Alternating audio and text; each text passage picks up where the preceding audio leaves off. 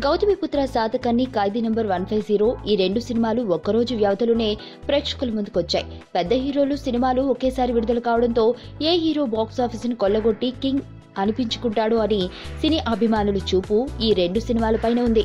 అనుకున్నట్లుగానే ఈ రెండు సినిమాలు కూడా మంచి కలెక్షన్లు కొల్లగొడుతున్నాయి. ముఖ్యంగా ఓవర్సీస్ బాక్సాఫీస్ విషయం గురించి ప్రత్యేకంగా చెప్పుకోవాలి. ఎందుకంటే లాంగ్ గ్యాప్ తర్వాత వచ్చినా కానీ తన స్టామినా ఏమాత్రం తగ్గలేదని ఖైదీ నంబర్ 150తో మరోసారి మెగాస్టార్ చిరంజీవి ఈ సినిమా ఓవర్సీస్ లో ఇప్పటికే 2 మిలియన్ మార్కుని దాటేసి 3 మిలియన్ మార్కుని అందుకునే దిశగా అడుగులు వేస్తున్నారు. మరోపక్క బాలయ్య కూడా గౌతమిపుత్ర శాతకర్ణితో ఓవర్సీస్ లో సత్తా చాటుతున్నాడు. ఈ సినిమా ఓవర్సీస్ లో 1 మిలియన్ మార్కుని అందుకుని 2 మిలియన్ మార్కును అందుకోవాలని ఎదురుచూస్తుంది.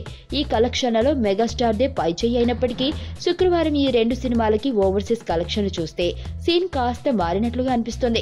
శుక్రవారం ఖైదీ నంబర్ 150 ఓవర్సీస్ లో $36,517 కలెక్షన్లు సాధించగా గౌతమిపుత్ర శాతకర్ణి $43,754 కలెక్షన్లు సాధించింది. దీంతో శుక్రవారం ఓవర్సీస్ లో మెగాస్టార్ కలెక్షన్ల కంటే అలై కలెక్షన్లు ఎక్కువనే విషయం తెలుస్తోంది.